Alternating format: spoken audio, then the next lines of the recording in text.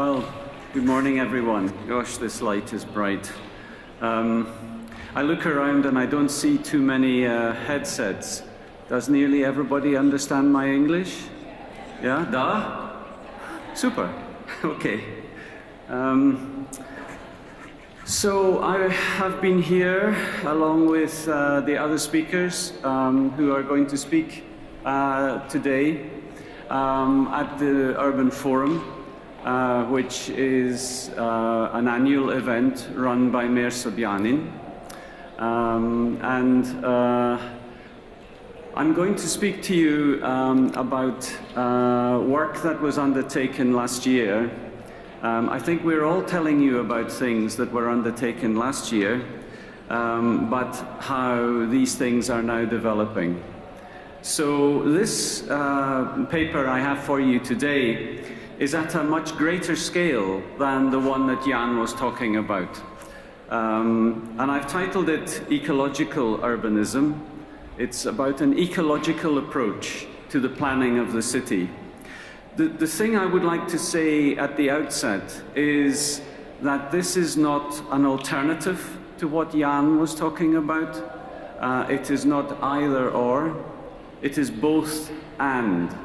I think that what most of us are concerned with these days is human ecology, the ecology of the human being, the life, and also, in my case, the natural ecology. And how can we bring the human ecology and the natural ecology together? Anyway, let's make a start. Well, we all see these pictures, don't we? This is my city on the left, stuck out in the middle of the Atlantic Ocean. Jan's city, which is halfway to Moscow, and Moscow on the right. And the thing that we all share is that we are at the same latitude, the same degree north. I also mention these cities just because they figure in my presentation, and when people are talking about different cities, it's important to remember where they are. If, like me, you are a landscape guy and an ecologist, climate is extremely important. But when you take this geography and you put it onto the globe, you discover really that the UK and Moscow are not so far apart. It's not so far, actually, when you look at the Great Circle from Glasgow to Moscow. And the interesting thing about this illustration is it's from a book by Lawrence Smith about the New North. And Smith is engaged in thinking about climate change and thinking about the consequences of climate change. And he predicts that the area that will be one of the most vital, most interesting areas in the future are the Northern Rim countries, the NORCs. USA, Canada, Iceland, Greenland, Russia, of course, Sweden, who have access to the Arctic. And as climate change happens, the Arctic frees up, there is exploration, there are treaties of conservation, and as Greenpeace learned recently, there are issues to face in this region. The other thing about this geography is the boreal forest, the taiga. Russia has maybe something like 70% of the taiga, this green blanket that wraps around the earth. Scotland has a tiny little bit. See this? This is about the size of New Moscow or something, I guess. Canada has a lot, but Russia has the huge majority of this taiga forest. This is, a scientific diagram, but the boreal forest occupies a very special place climatically. It can only exist in certain climates, and this is your landscape. And I always try to remember that when people are talking about what it would be great to do in Moscow, they need to remember that this is where Moscow comes from. Moscow comes from the taiga, Ndria. It's hard here in the wintertime, and you need to know about that. You can walk on water in Moscow if it's cold enough. But it hasn't been cold enough for the last few winters, you know. So at least they told me there was 2 meters of ice. I don't know if there was really 2 meters of ice. But when I was lucky enough to come to Moscow for the first time 10 years ago, we could walk on the Moscow River. When I came here first time 10 years ago, I needed to find a way to speak to Russian people about some of these values. And I have always loved the artist's eye, the way people see things. You all know this, of course, Savrasov, the Rook's Return. Something very special about this, about the turn of the year, when the ground starts to thaw. And I went looking for Shishkin and Itzhak Levitan. Everywhere I go, Levitan comes with me. His observation of the Russian landscape is fantastic. You know, I'm fond of saying, do you know how hard it is to paint footsteps in the snow? And these guys, I think, were the first Russian ecologists. These landscape painters, their paintings are hanging in the Tretyakov Gallery, and they're special. And this one, Evening Bells, very important.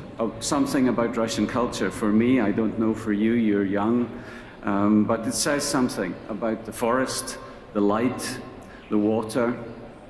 And I showed to people that these landscapes are still here. These are the landscapes of Moscow. This is out Rublevo Chaussee, of course, on the west.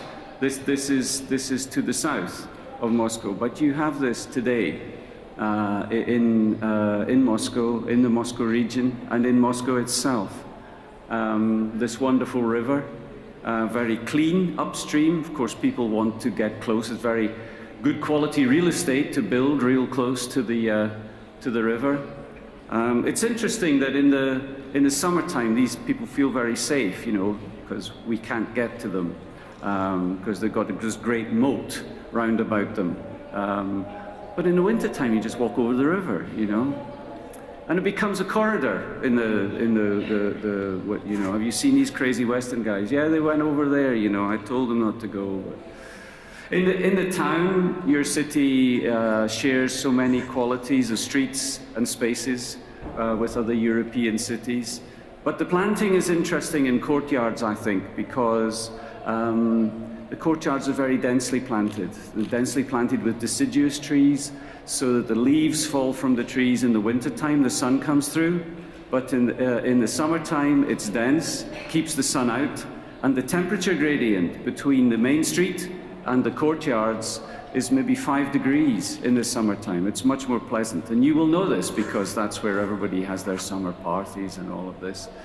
So you see it here in the summertime, and of course it's this wonderful European city. Sorry, it's turn around on 90 degrees, the old map makers.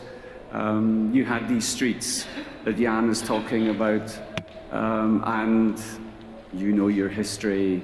Interesting for me, of course, that the mikrorayon and the periphery in Moscow is so green, and I'll come back to that. I think that's something that's quite significant. We all, when you come to any new city these days, the homogenization of the world, everywhere you go somewhere for the first time, you navigate by things like this. And you know, you learn the Cyrillic when you sort of figure out who people are. And this was really interesting. I was in Red Square with a friend of mine, you know, and I said, Oleg, come on, surely this is a poor representation of Russian culture. And he said, no, it's very good actually, Brian. You don't understand. And I said, well, tell me. And he said, well, on the left, you have hockey, and on the right, you got soccer. And we beat the Americans at hockey, and we beat the English at soccer. So it's a real good thing about Russian culture. Anyway, what do I point this at to move? Jan has talked already a lot about the traffic, and I only want to talk about certain qualities of the traffic, the heraldic symbolism, and things are changing. Mr. Sobyanin is certainly doing some things. And this is the view from from the Golden Ring Hotel out into one of your most important public spaces outside the Ministry of Foreign Affairs. Seems to be a car park. But of course, we talk about all of these qualities, the congestion, but there's also a health issue. So it's very unpleasant. And you get overload in the cities from the roof of the Peking Hotel. Yes, the parking's gone from Tverskaya, but you just have to walk off towards the ponds and you see that there's still a bit happening. And what happens for Muscovites is they dream of somewhere, the dacha.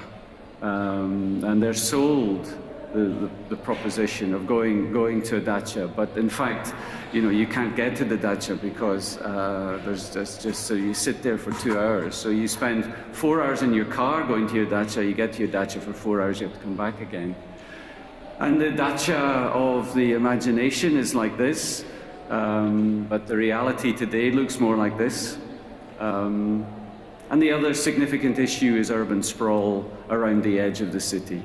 And so this created some kind of real estate bubble, 2005, 2008, a dream in the countryside, the new Moscow, the eighth sister, Triumph Palace.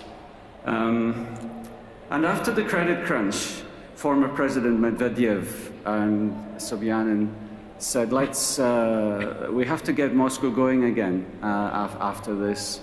Let's think about how we could have some kind of competition about the structure of the city. Now, I will never know if they were serious about the fact that you could perhaps move out some of the back of office. Moscow suffers from something called the pendulum effect, and in the morning, like 2 million people come into the center to work, and in the evening, 2 million people go home again. And this causes a massive issue. So it's a perfectly legitimate thing to say, perhaps we could take some of the volumes of people from the center and move them out to the periphery. Not, of course, the president, well, the president's out here, but the president, foreign affairs, the embassies, but you could perhaps take some things out to this area of the new Moscow. And so the city government established an international competition.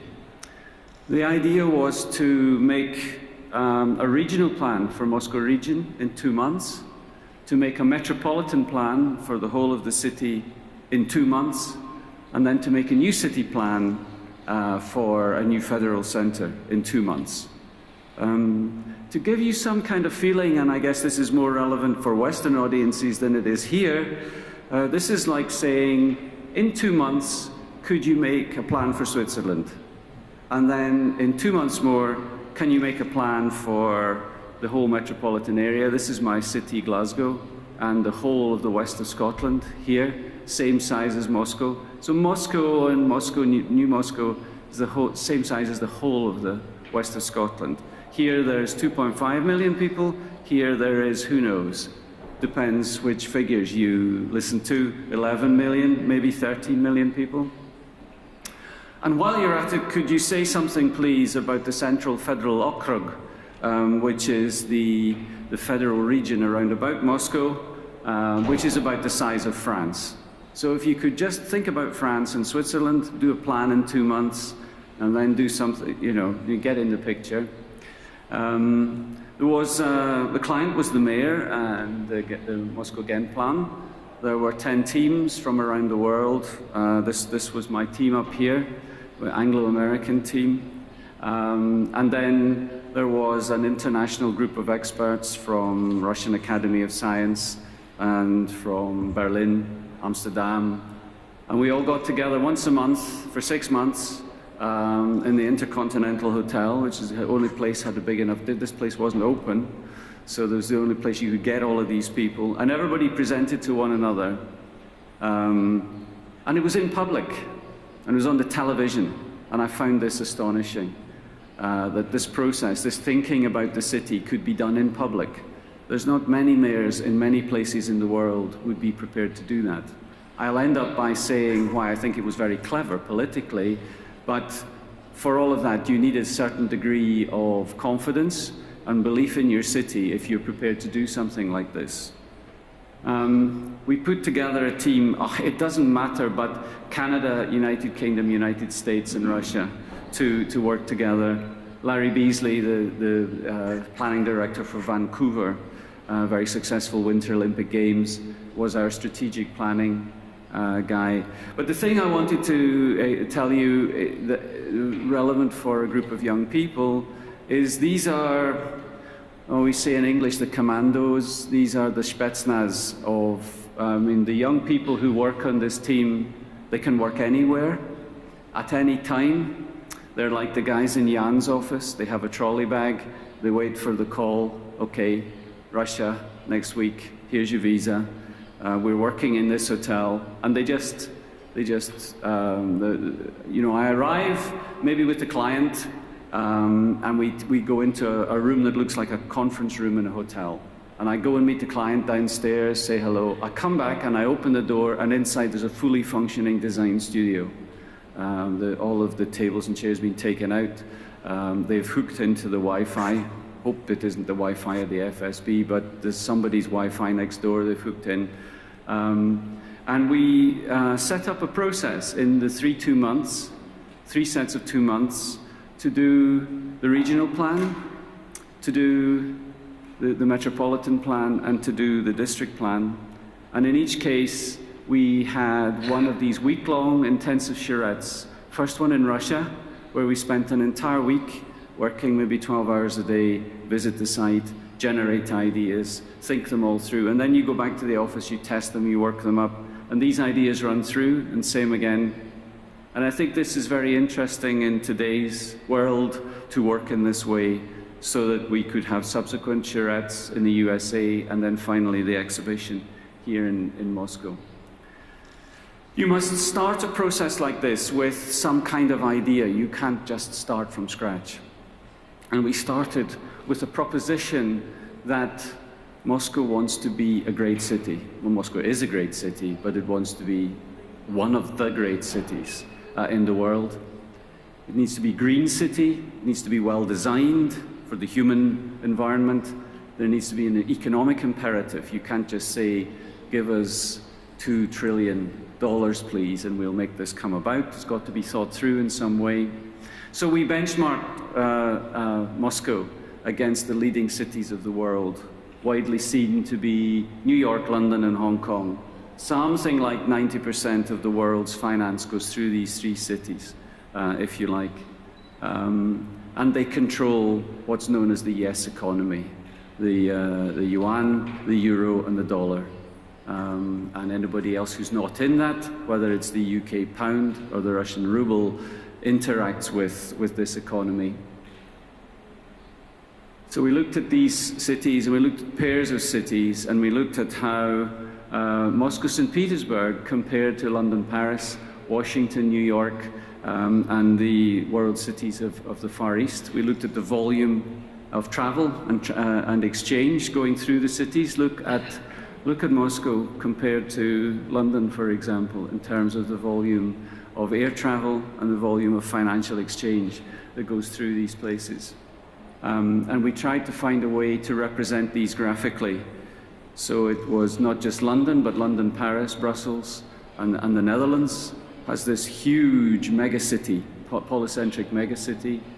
The Americans call their one Bostwash. They've got 2 actually. There's one Los Angeles, San Francisco. So this is Washington, D.C., New York, up to Boston.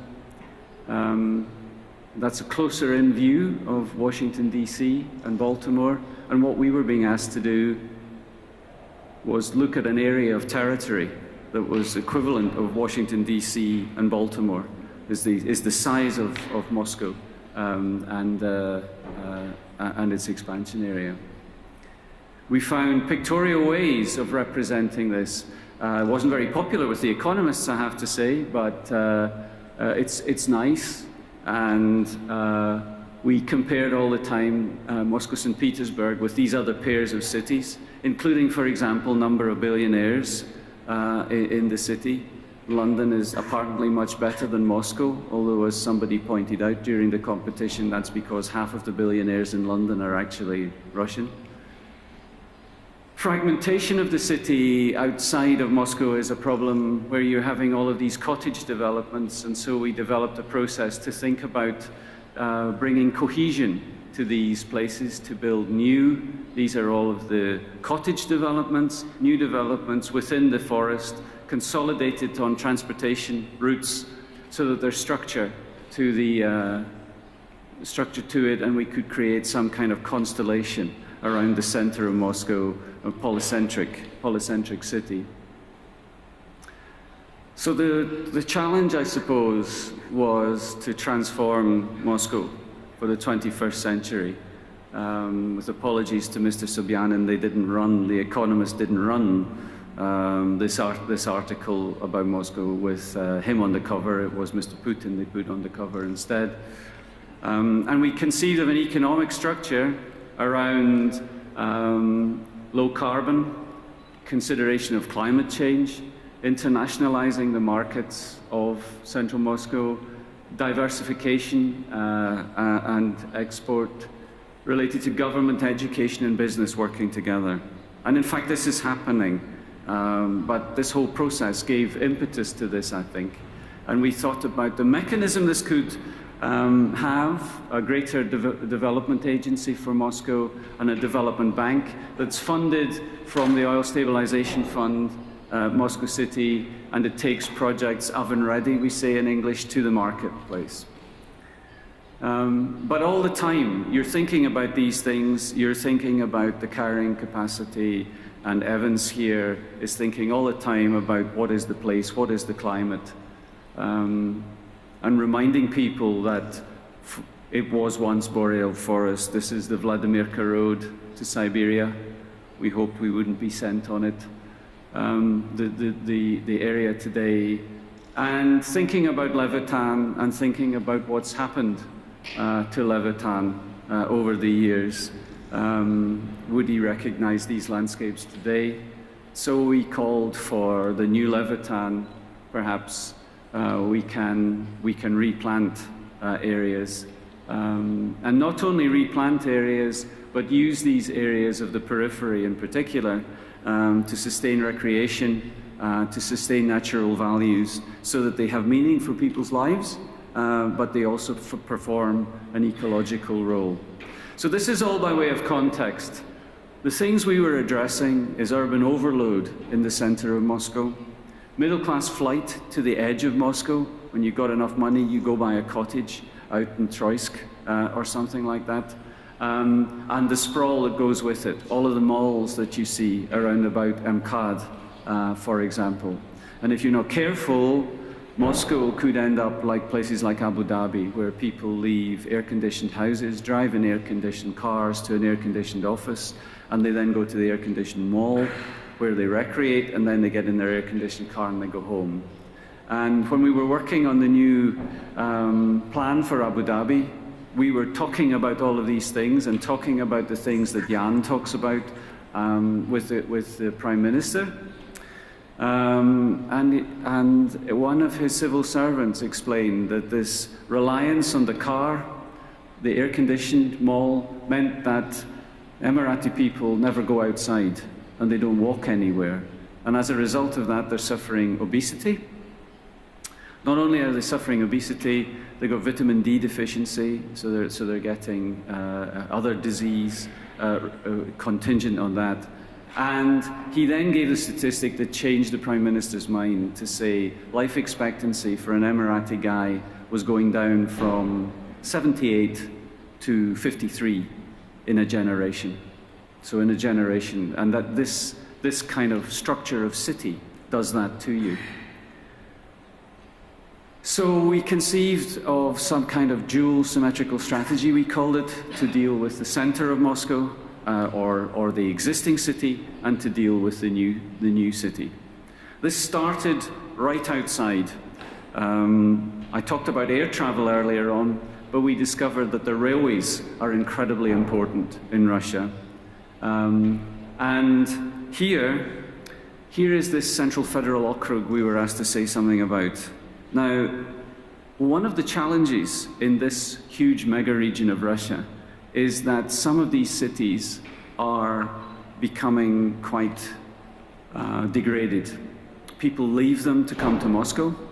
There's problems of industrial reconfiguration, so there is old industrial land, there is poverty, and the people who can leave and come to Moscow. So we proposed that maybe the distance to these cities could be shrunk by time. And if you invest in a high-speed rail, you can shrink the distance or the time that it takes to get from Smolensk to Moscow.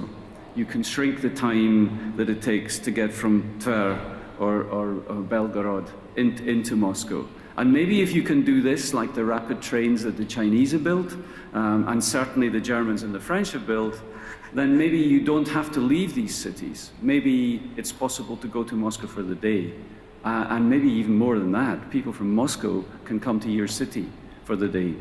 So surface rail, high-speed rail, could be a very powerful economic impetus in the center of Russia. And then we set about setting out urban structure, transportation, landscape and ecology at all of these scales. And I'll just try and go through them quickly. We were asked to look at metropolitan governance. We weren't sure if people were serious about that or not, but we did think there was certainly, if you have the existing designation of Moscow with its little detached pieces, here's the presidential compound out here, this is up beside Sheremetyevo, Butovo is down here, and then this is the new area. This whole region around Moscow, between Moscow itself and then the outer areas of Moscow region, is extremely important. You can't think about this territory without thinking about what's out here, and we looked and discovered that there is some logic to this. This is aviation technologies out here.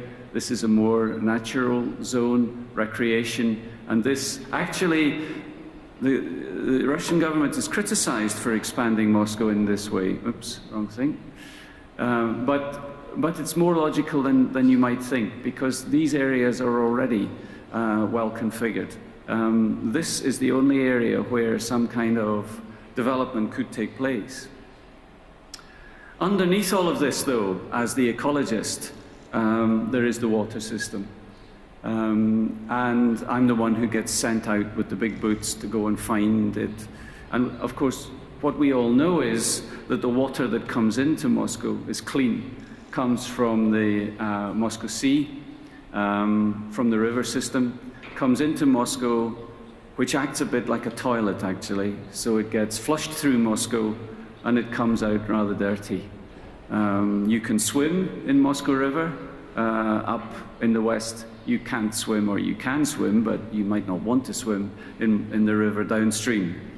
So we said, really, if you can think of a strategy for Moscow that cleans the water, uses the water and keeps it clean, and it's as clean when it leaves as it comes in. Actually, if you do that, rather than developing huge complicated policies, if you do that, everything else will follow.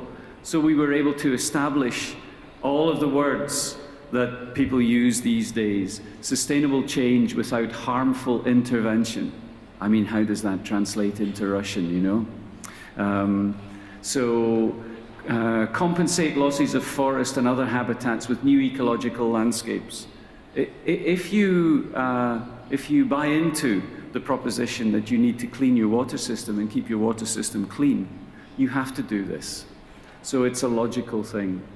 So we set about our strategy, and the proposition was that Moscow itself needs a comprehensive regeneration strategy, that the new area could be developed, and then the areas to the outside could be conserved and should be conserved.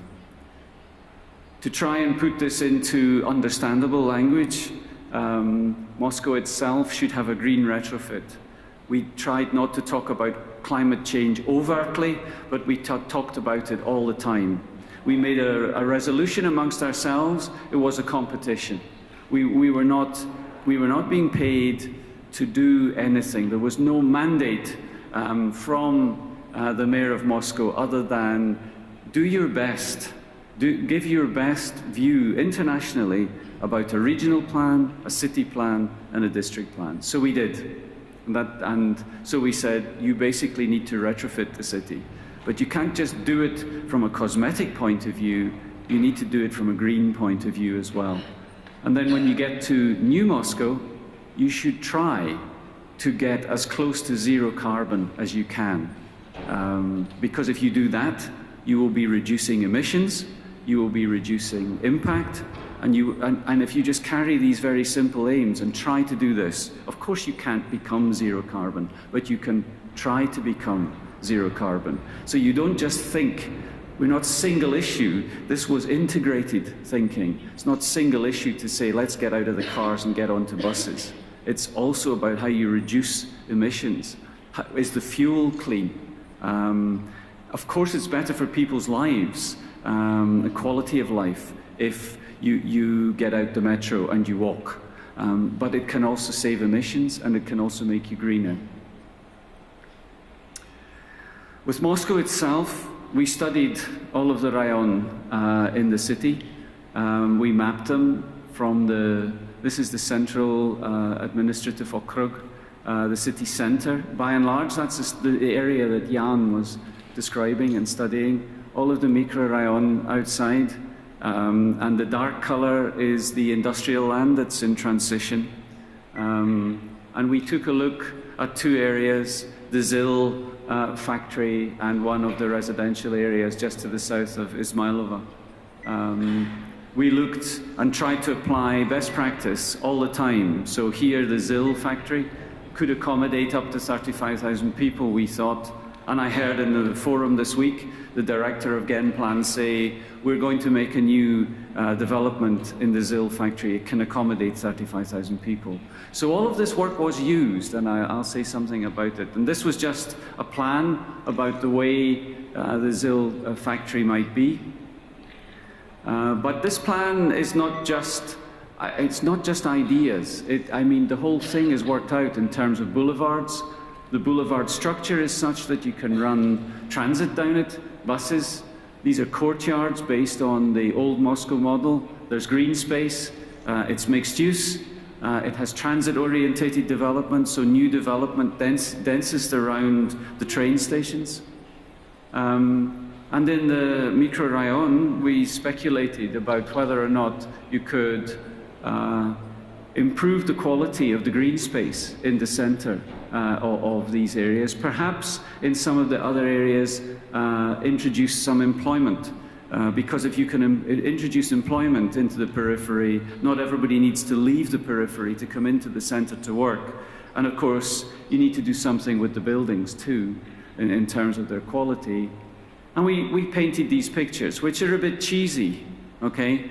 But do you understand cheesy? Yeah? Some of you do, I guess. But it's a difficult thing to do because we wanted to paint these pictures in such a way that people who are not designers, not architects and planners, can understand the transition that is being proposed for their cities. It's got to work on the human level. It's got to work. Jan always says you must make the first 20 feet, the first 20 meters work. If you can make this space work, you can make this space work. So it needs to bring order. In New Moscow, we looked about the structure, how it could be made polycentric, tried to find a place to land the new federal center. There could be and should be an infrastructure grid. And then we looked at the fragmentation of this area. To orientate you, this is Troysk. This is Vnukovo Airport. And this is what, when people say, oh, you can't do anything in New Moscow, my God, you know, well, there's a city there already. That city's happening. But it's not a city. It's the suburbs. So there's no shops. You have to drive through a whole area. There's no transit at all. So our plan was to bring structure to this and to do that within a forested landscape with water, to create some kind of integrated plan, and then the federal city, the four cities, the Skolkovo, the logistics city around Vnukovo Airport, and the science district around Troysk, to create this plan and to put together a transportation plan that would serve it.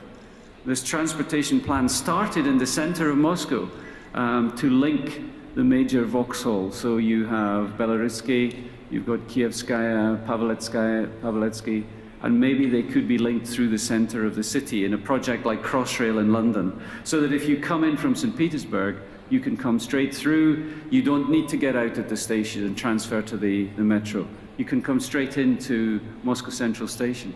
Instead of the airport trains stopping out at Pavletsky and Belarussky, they can come straight into the main railway station.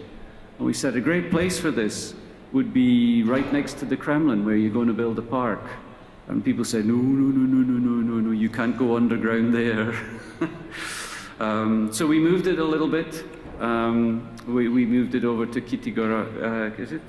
Kitigora metro station on the boulevard ring, so that you could come out at that place. You have a central station. You can go from there. From St. Petersburg, you could go straight through to Domodedovo Airport, for example. And if you do this, you can take pressure off the metro. And create more space for the metro. Well, you can, to tackle the cars, there's issues to tackle the cars, and this is Tverskaya, and as Jan said, Mr. Sobyanin has taken it away. But it's not just about taking the lines. To eliminate traffic, you need to deal with not only existing traffic, increased visitor ownership, and an increased population. And I have a big space in my heart for Moscow. You know, Jan said actually in his talk, I don't know if you heard it, but car ownership in Moscow today is much the same as most developed cities. But it's gone from a much lower base 20 years ago to where it is today. You have had the growth in car ownership the same as the West has had, but in 70 years or 100 years. And over that time, we have been able to develop infrastructure, like multi-story car parks, for example, to handle the cars. And you don't really have that. So we should have some sympathy, I think, with the situation that exists. Certainly, we need to move to a situation where there is much better quality public transport and it's more effective. And yes, we need to move to a situation where we resolve the streets, and I'm sure all of you want to do that as well. But I have some sympathy when people say, you're going to take our cars away? We've only just got them. You know, so there's an issue. The issue is about car usage, I think, rather than car ownership. So lots of people in the West, myself included, I have a car, but I don't use it very much. You know, I use public transport. I would never use my car to go to a business meeting, for example. I always go by train. I take the bus into work. I just use the car for the family at the weekend or something like that. So to deal with this situation, you need to put more housing into the core of the city so that this pendulum effect can be reduced. You need to move people from cars into quality buses or trams on street. You need to put new employment along the transit routes so people don't need to take their car to get to work. You need to charge people. You have to charge people maybe to come into the city centre, but certainly for car parking. And then you need to manage that parking in such a way, just as we saw, that people come in, they park in a parking space, that's fine. If they park on the street, they're towed away. If you can do all of that, this is the sort of thing you have to do so that you can do this treatment to the garden ring. It's dead easy to come in and say, hey, Mr. Sobyanin, the garden ring's like this at the moment. Oh, the garden ring's like this at the moment, needs to look like this. And he says, okay, sure, but how do I do it? Well, that's what these previous slides were about. It's about trying to do that. In New Moscow, the transportation system is based, first of all, on railway lines that link New Moscow to Domodedovo, to Vnukovo, and into the city centre. It's based on the expansion of the metro. The slides can't keep up, I'm sorry. I guess the file is big. Where's the sensor? Okay, extend the metro, and have a tram or a bus system linked to that. It also needs a road. We said a peripheral road around these centres. It needs a street network. And then, in addition to this transportation strategy, we said there needs to be an ecological strategy, so that you, just as you regenerate socially, you regenerate economically in Moscow City, you also regenerate environmentally and from a landscape point of view. So we looked at the pattern, and we looked at some interesting things, actually. It's legacy of central planning, but out in the periphery, nearly everybody is within about, this is not a flooding map, okay? Sorry, I should explain. This is a map of districts, so everybody is within 20-minute walk of a watercourse. Maybe these watercourses are of poor quality at the moment, but if they're clean, it provides you with an opportunity for a linear park, and you can't deal with water by just saying, this district we do this district we do this, because by definition water flows, and so it flows from one place to another. Here are some of the uses that people put to the water in the periphery of Moscow. So we looked at the landscapes in the periphery, the way people, the chess competition in Feely Park in the summertime, and we looked at the walk distance. So when guys are talking about the walking distance, for example, to an underground station, there's also an issue about the walking distance to a watercourse or a walking distance to a park. It should be 20 minutes as well. It should all be 20 minutes. And we discovered that with some intervention, you could achieve that. And we went back to the map of the Rayon, we looked at the landscape strategy, and then we said it should be possible, with some degree of intervention, to make it that everybody in the periphery of Moscow can walk to a park or a linear park along a watercourse within 20 minutes or half an hour. You can recreate, it's good for health, you can run, you can ski in the wintertime, or if you're a crazy Danish person, you can cycle in the wintertime. And we worked on the water system. We said for every tree that you take away, you need to plant 10. I mean, a mature tree, you can't, people sometimes say, if you take down a tree, plant another one. No, if you take down a tree, plant 10. First of all, 1 or 2 of them might not survive. Secondly, it's going to take them a long time before they can change as much carbon out of the air as a mature tree does. And then we set about looking at the water system. It's also important, it's important visually as well. If you move all of the services, the pipes behind the landscape strip, then you can achieve this kind of, instead of seeing this, you see this. So it's visually important and aesthetically important as well as ecologically important. We looked about the water, studied the water system in the central area and in New Moscow, and then looked at how that could be improved and what techniques you might use. The river in Moscow at the moment is a canal. It has it is stone walls. So not only are people a long distance away, but it kills any life because everything is stone. The plants there's no plants to put ecology back into the or oxygen back into the water, and that's a big issue, particularly in things like the Yauza River, for example. But there are some very simple landscape techniques that we can use to achieve the quality. This is in Copenhagen, actually. Jan would be pleased. This is from Sweden, where you can get close to the water. And then I went looking for Levitan to see if there was somewhere we could find somewhere.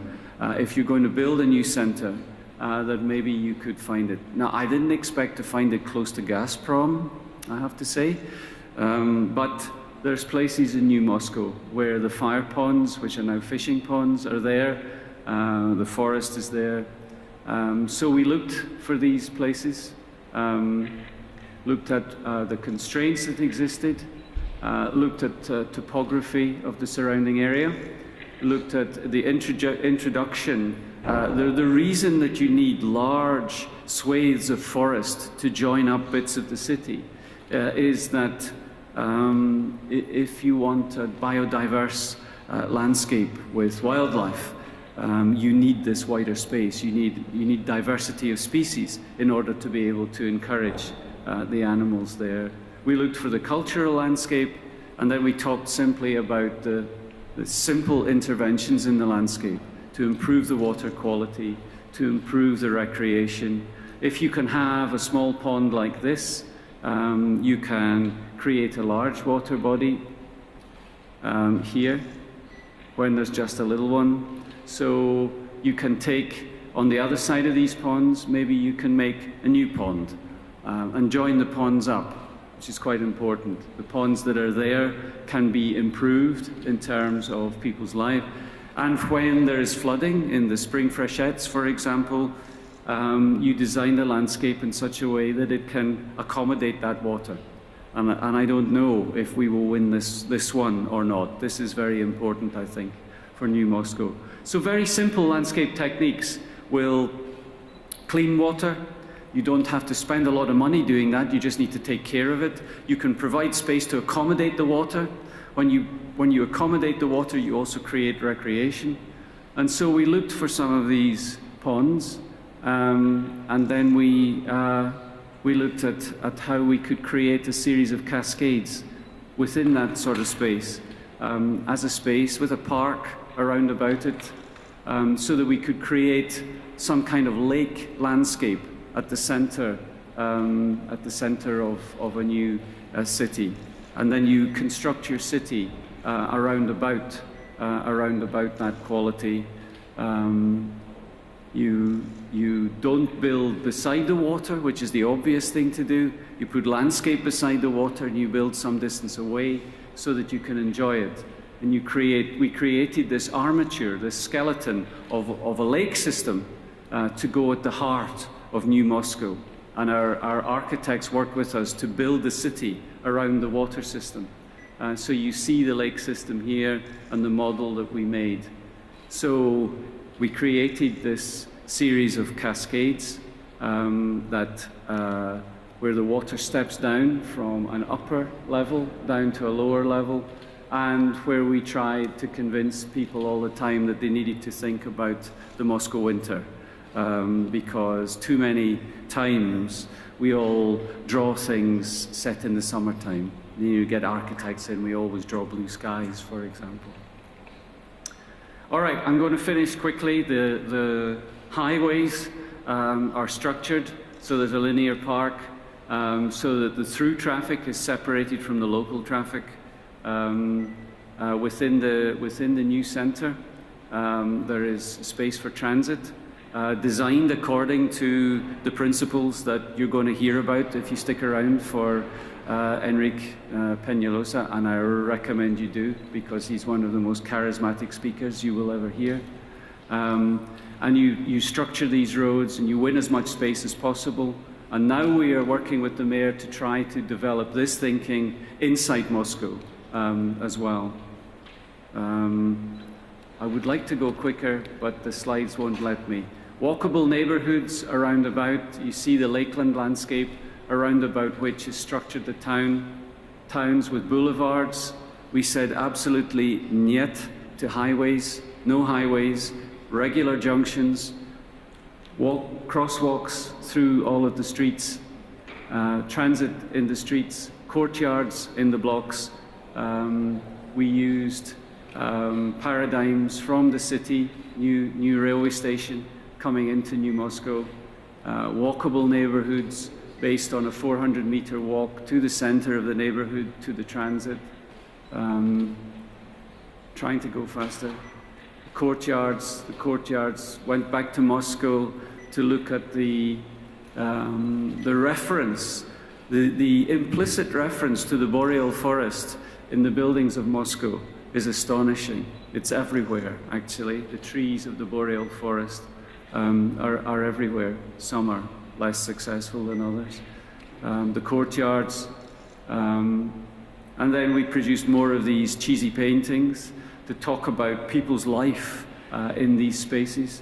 flexible buildings that can work well in the Moscow summer, but can work differently in the Moscow winter, and quantified all of this to produce these images. So, you're patient. I'm going to finish now. It was a very interesting process. It was a very stressful process to have 6 major international workshops over a period of 6 months with 10 teams speaking several languages who all presented to one another. And then at the end of all of that, to produce documentation and report. What I thought was that it was an amazing way for a city to harvest best practice. If you had done this in a conventional process, it would have taken years. It would have cost millions of anything, rubles, dollars, pounds. It would have cost millions. Ideas were debated in public. I said I thought it was politically shrewd. The mayor did not have to invest any capital in anything. I've appointed these guys. If they get it wrong, I'll be in trouble, etc., etc. These ideas were just able to be debated, discussed, thought about, and as a consequence of that, ideas emerged. These ideas are emerging, and we are seeing now, in even 1 year, from last year and the Urban Forum last year, and now the Urban Forum this year, we are already seeing these things. Jan has talked about his work in the city centre. The plan for New Moscow is about to begin. A lot of these ideas that were talked about, the importance of the transit routes, were talked about at the Urban Forum this year. And this work is starting now. We're working on coding the streets of central Moscow so that the lane widths can be reduced, space can be stolen from the edges to increase the width of the footways. We're looking at ways to reintroduce trees into the streets. It's not easy because, looking around the audience, most of you are too young. Moscow used to have green boulevards. They were taken out to make space for the cars, and unfortunately at the same time, underneath, pipes were put into the ground. So we need to look at where and how we can reintroduce the trees in such a way. Currently, we're trying to convince them to take a lane of the traffic out, because it was always there. So you steal more space from the edge and do it that way, or we put them above ground. It's not the only way. You can do other things as well. So I think you should feel encouraged. I think it's very interesting. This forum for the last 3 days. World thinkers speaking, and you're going to hear some of them today. Thinkers like Jan, like Ricky Burdett, who talk about these things. Practical guys like me who are working with these ideas and trying to transform them into deliverable propositions on the ground, so that we can get to the stage beyond simply scrubbing the lines off the footway. That's fantastic, but it's the first step. There's lots of other things. Decluttering the environment, the cables that are stretched between. There's a lot to do, but it's astonishing. I think there was huge agreement. I think at this Urban Forum. Although, interestingly, one of the commentators, and you'll hear him today, Professor Burdett, made the observation that climate change was not really on the agenda, which is true, actually. I thought it was a very shrewd observation that he made. I have tried to show you in the work we did last year that climate change, or climate, and its changing qualities were central to the thinking, that ecology, human ecology and natural ecology were central to the thinking. I think see no reason why this change should not keep going. And the changes will be fast. Not too fast, I hope, because you need to spend some time. One of the other things we're doing at the moment is looking at construction quality, so that the blocks that are put in the street. One of the things that worries me is that some of the things you see might not last too long. because of the climate and because of the need to be robust in the urban environment. But I think it's an optimistic time for Moscow, and I look forward to a Christmas holiday. I'm sure you do too, and I look forward to coming back in January to start work on some of these things. I hope you enjoy your day. Thank you very much.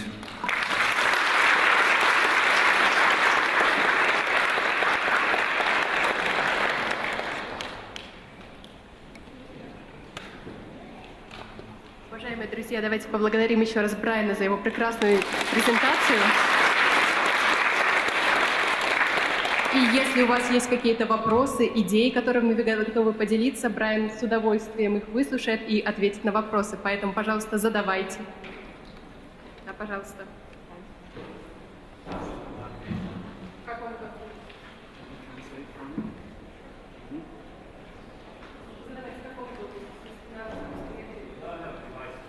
No, but she will translate for me, but you need to shout because there isn't a mic, I don't think.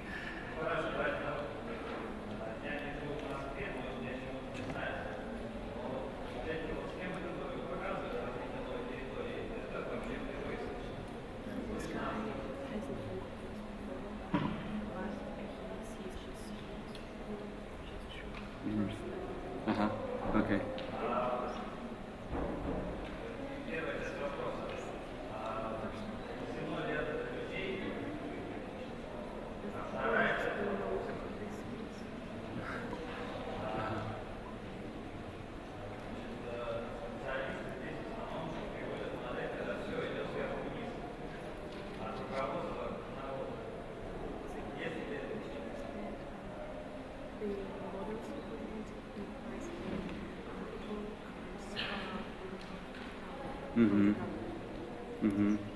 Yeah.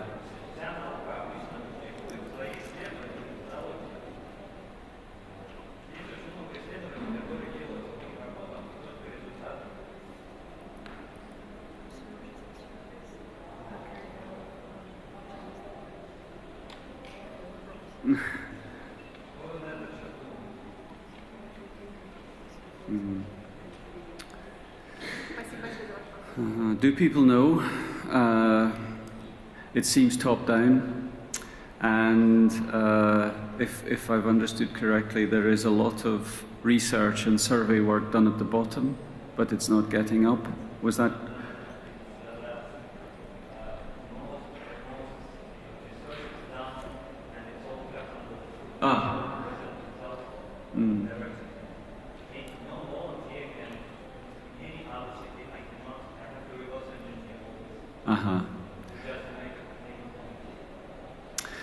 Yeah, well, I don't know what to say really. I mean, it is a bit top down, but and do people know? As far as I know, there was no attempt to conceal any of this. All right, that's different, of course. I mean, I completely understand. I mean, in my country, you have a different way of engaging with people. So this is a long answer to a very precise question, but I'll try to explain what I mean. Just recently in Scotland, in my country, there were two international competitions.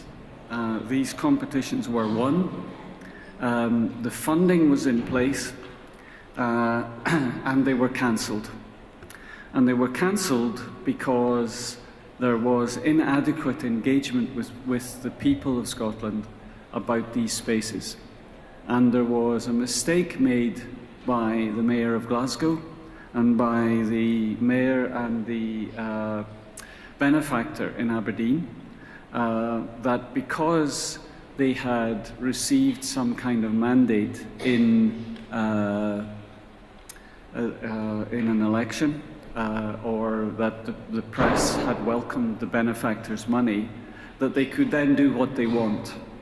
And it was a costly exercise for them to find out that what the people of Scotland had actually said was, we do want you to do something. You have a mandate to do something.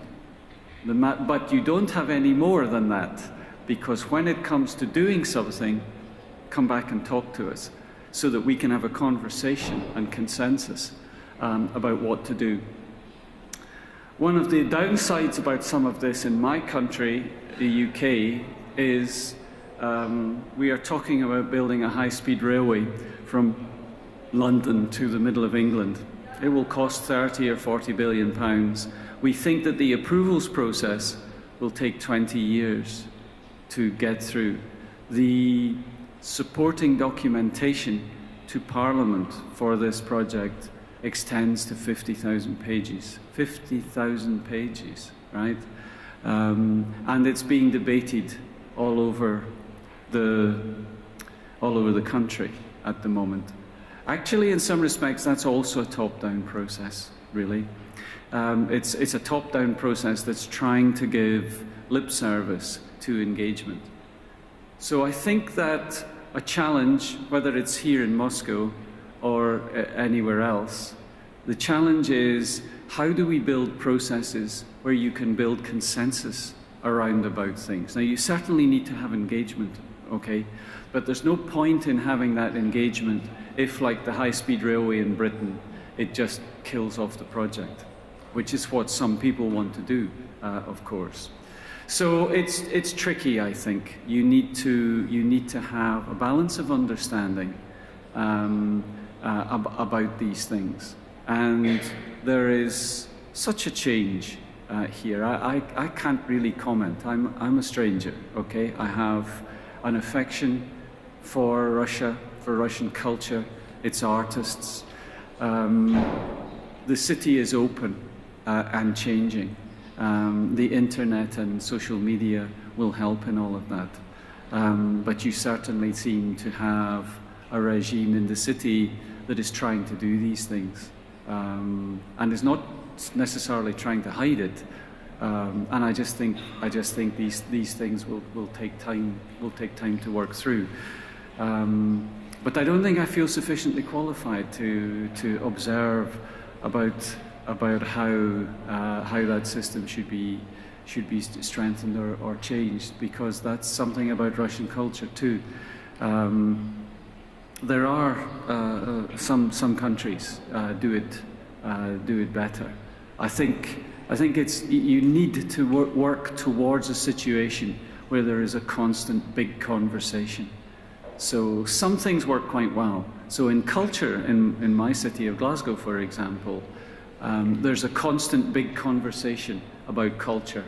And because of that, there seems to be a consensus. Oh, there's discussion and debate, but there's a general consensus about the direction of travel.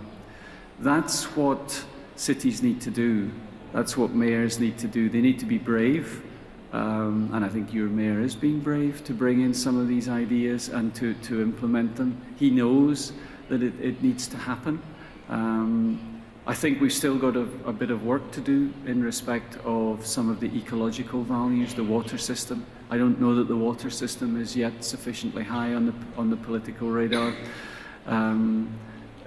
These lakes are not just they're not just ideas for beauty, although they would be beautiful, but they hold the water. They hold the water gets cleaned, the land doesn't get flooded, homes don't get flooded. That's really important. I know this is not a precise answer to your question. Yes, perhaps more could be done by way of communicating things. Yes, perhaps it is a bit top-down, but compared to a few years ago, completely different. Yes, the information sometimes, whether the information is put away deliberately or is simply lost or inaccessible, I don't know. The topographic information that we use, I mean, I think we probably broke a Russian law, you know, it's probably secret. We're not, since I'm not a Russian, I shouldn't know that. But all I can say is it's getting a lot more relaxed. And the Moscow that I come to today compared to the Moscow that I came to 10 years ago is a different city. And the rate of change is very quick. And you know, I hope that that engagement, that leadership, and that direction of travel stays with you And you see this. You see there's a lot of goodwill. There's a lot of goodwill internationally for these programs and what's happening in the city. I understand what you're saying, but still, all of us could stand up and talk about these things and talk about this kind of stuff, and sitting on the platform, our deputy mayors and the mayor was there, and it's being recorded. So I think you know it's recorded, worked through. I mean, so I think you need to stay with it really, and take the time that it takes. Yeah, long answer for a short question.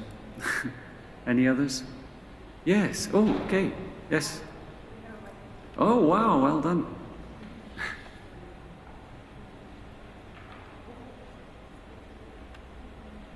А у меня вопрос. Примерно бюджет вот данных изменений обсчитывался, и насколько данные затраты оправдывают, собственно, себя? You can say it to save you walking all the way. You don't need to whisper it to me in English. You're going to tell me something different. So the girl was asking about the budget of all these novelties. Was it calculated, and how much will it cost to the Moscow city? Yeah. Yes, it was.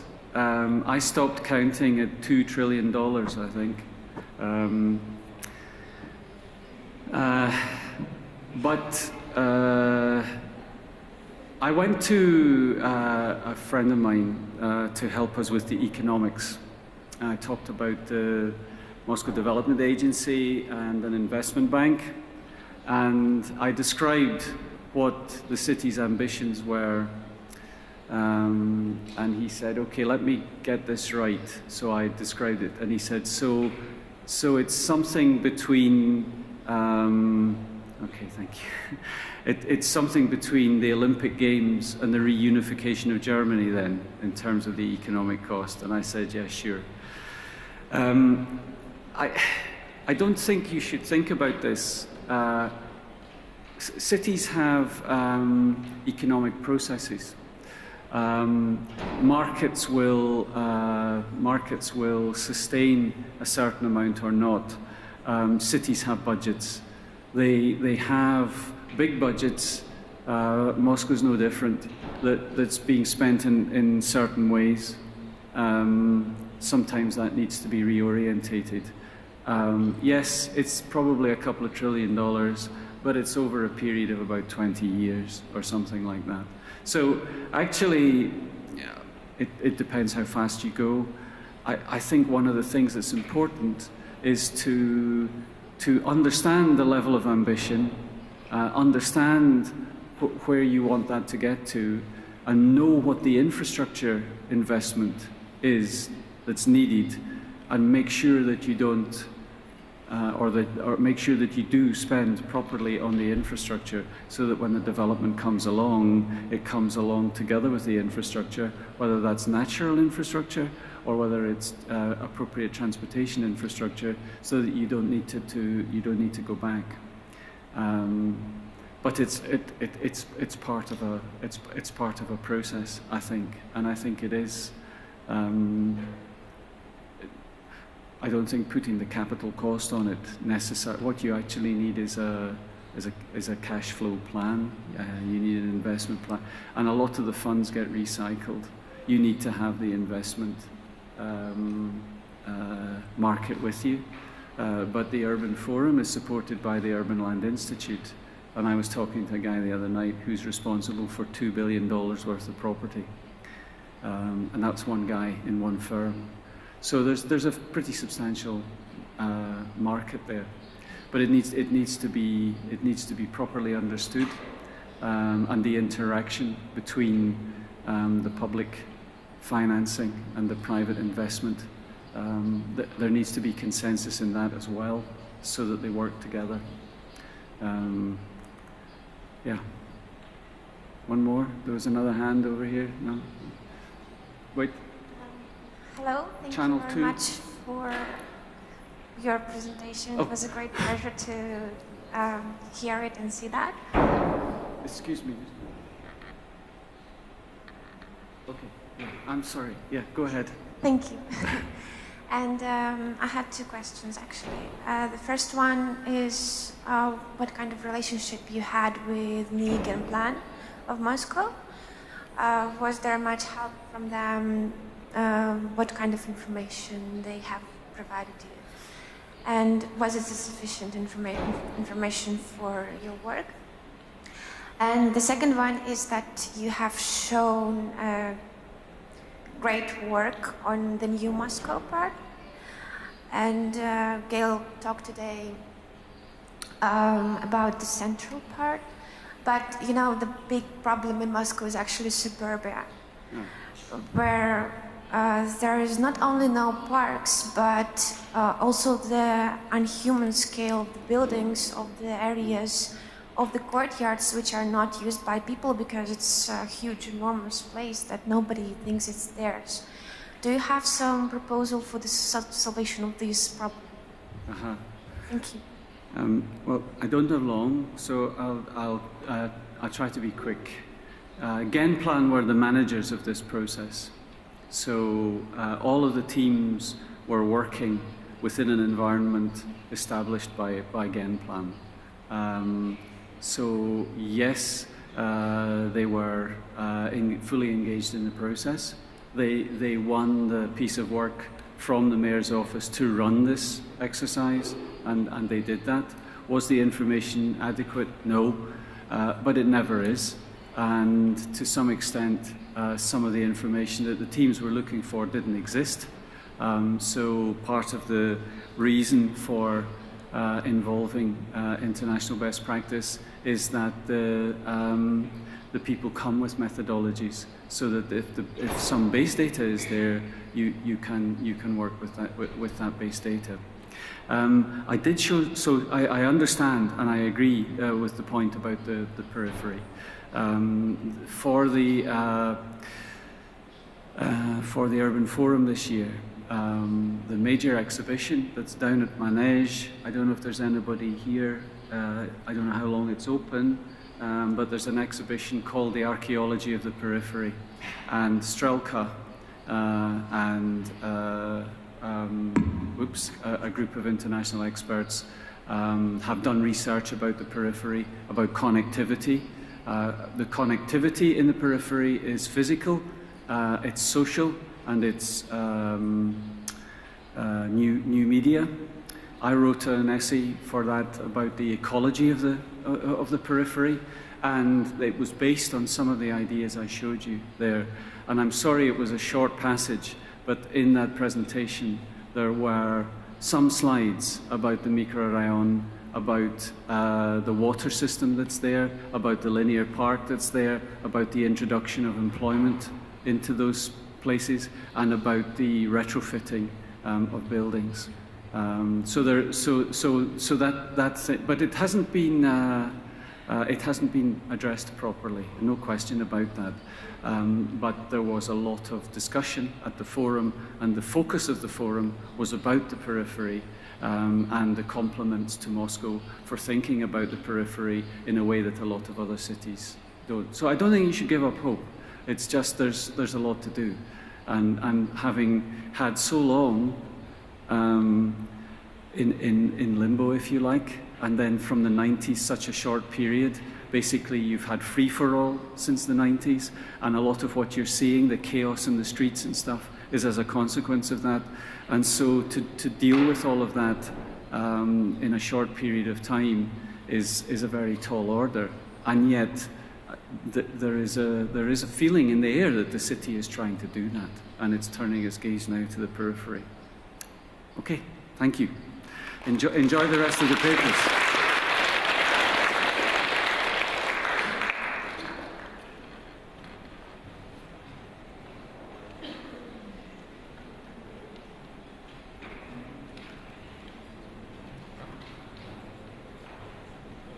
Уважаемые друзья, большое спасибо за ваше внимание. Буквально через 1-2 минуты здесь состоится презентация Энрике Пенелоса.